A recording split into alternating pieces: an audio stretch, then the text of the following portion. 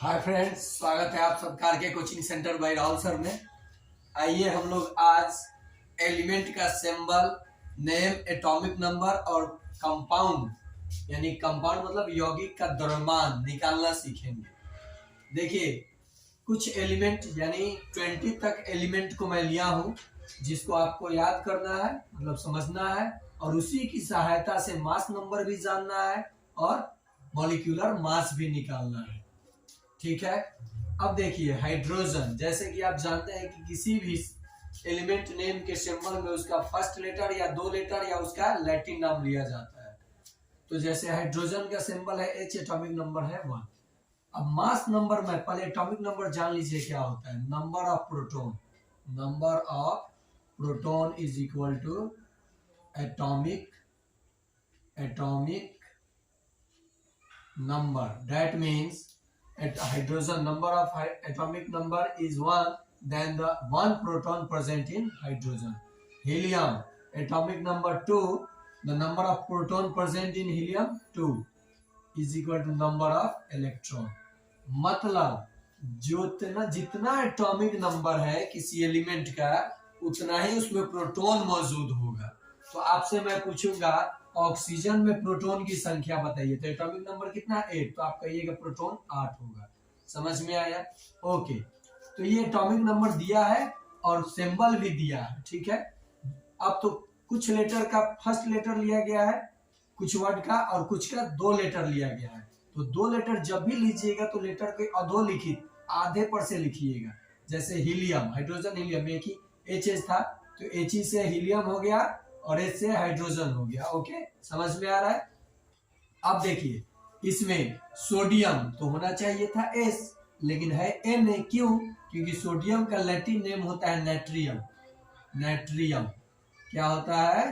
Natrium. तो first दो letter लिया गया है। ओके, बाकी सब तो जैसे का तैसे लिया गया है। इधर आइए, अब देखिए पोटासियम के लिया गया है, पी लेना चाहिए था, तो पी वाला देखिए फास्फोरस था, तो पोटासियम का लैटिन नेम होता है कैलियम। कैलियम, ऐसे कैलियम।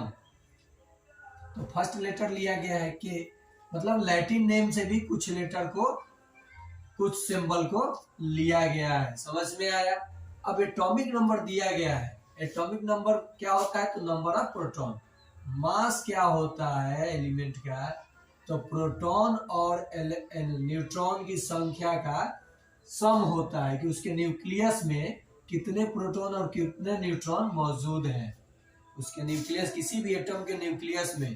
तो देखिए, अब इसमें मास नंबर हमें जानना है, याद नहीं करना है, आप केवल इसको समझिए और उसके बाद मास नंबर निकालिए। 1 से 20 तक के लिए नियम लागू होगा।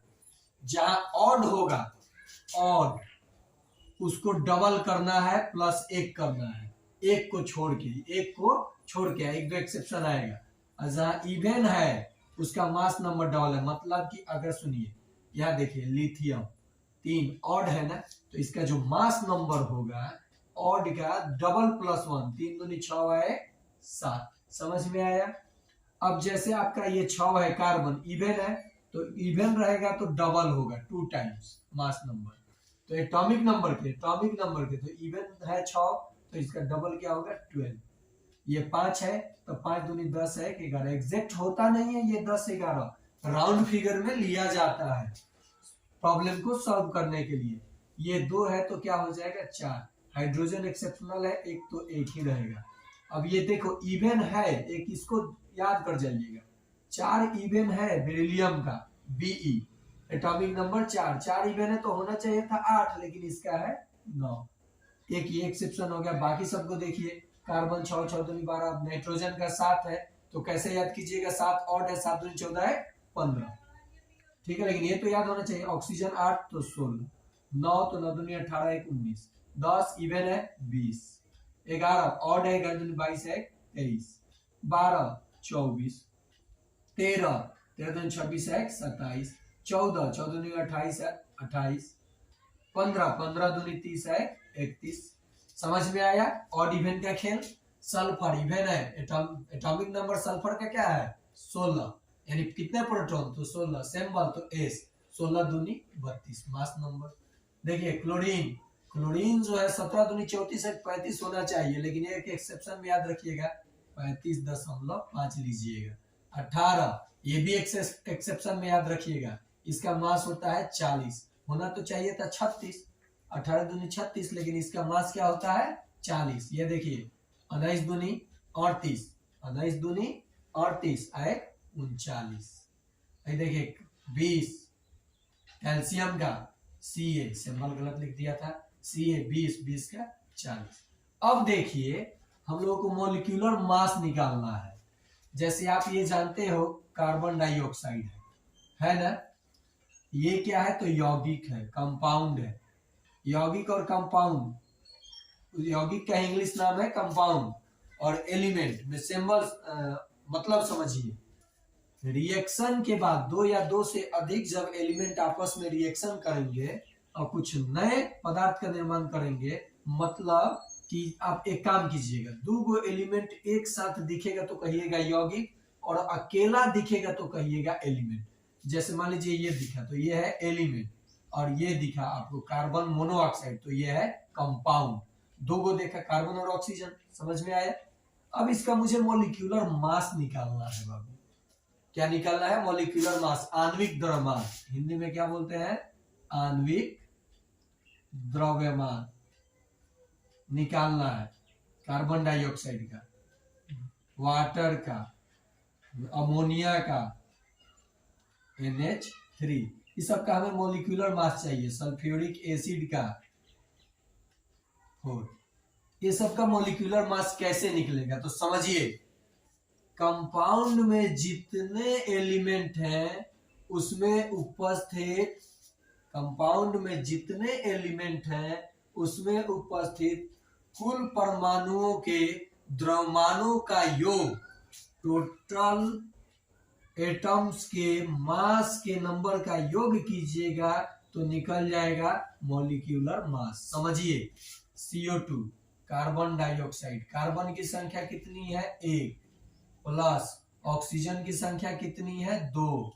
अब एक कार्बन का द्रव्यमान देखिए, मास नंबर कितना है? 12, तो 12 कार्बन, तो 1 गुना 12 जोड़। ऑक्सीजन का द्रव्यमान देखिए कितना है, द्रव्यमान देखना है, एटॉमिक नंबर नहीं, क्योंकि मॉलिक्यूलर मास निकाल रहे हो। तो 16, ऑक्सीजन का है 2 गो, तो यहाँ पे 2। अब जरा देखिए 12 एकम 12 प्लस 16 दूनी 32, जोड़ लीजिए, 2 2 4, 3 1 4 यू, और मॉलिक्यूलर मास का यूनिट होता है यू, यूनिफाइड मास। ठीक है, तो आप देखिए ये कार्बन डाइऑक्साइड था, इसका आणविक द्रव्यमान मैंने निकाला, तो कार्बन की संख्या देखा उसका द्रव्यमान लिखा, ऑक्सीजन के परमाणुओं की संख्या देखा उसका द्रव्यमान लिखा और जोड़ दिया। तो अब आप वाटर का नहीं निकाल लीजिएगा, हाइड्रोजन कितना है? 2, तो 2 गुने हाइड्रोजन का द्रव्यमान 1, प्लस ऑक्सीजन का है 1, तो 1 गुना ऑक्सीजन का द्रव्यमान कितना है? 16, तो 2 एकम 2 प्लस 16, तो कितना हो गया? 18 यू। ठीक ऐसे ही सल्फ्यूरिक एसिड का देख लीजिए, उसके बाद आप निकालिएगा कैल्शियम कार्बोनेट का, आप निकालिएगा HCl का, हाइड्रोक्लोरिक एसिड का, हाइड्रोजन है क्लोरीन है, आप निकालिएगा मीथेन का, ये सब का अब आप निकाल सकते हैं मॉलिक्यूलर मास। जैसे अब बड़ा एक देखिए H2SO4 sulphuric acid, sulphuric acid का देख लीजिए, देखिए H2SO4, इसमें हाइड्रोजन है, सल्फर है, ऑक्सीजन है।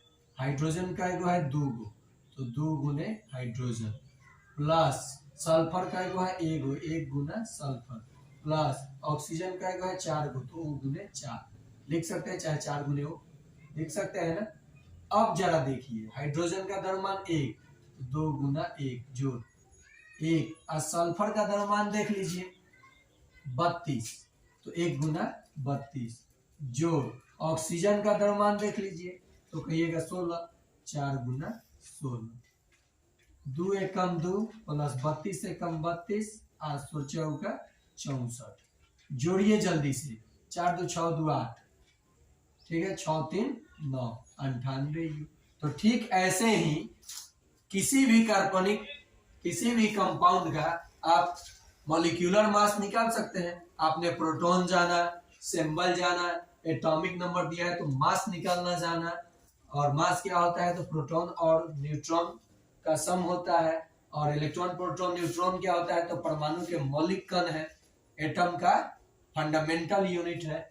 और मॉलिक्यूलर मास निकालना आपने सीखा। अगर चैनल पसंद आए, अगर पढ़ाई पसंद आए तो चैनल को शेयर करो, सब्सक्राइब करो और मेरे साथ जुड़ो। मैं प्रत्येक दिन ऐसे ही आपको धीरे धीरे केमिस्ट्री, ये केमिस्ट्री के पार्ट है, chemistry, physics, math, tricky, quickly और प्रोसेस से सब सिखाऊंगा। तो आज के लिए इतना है।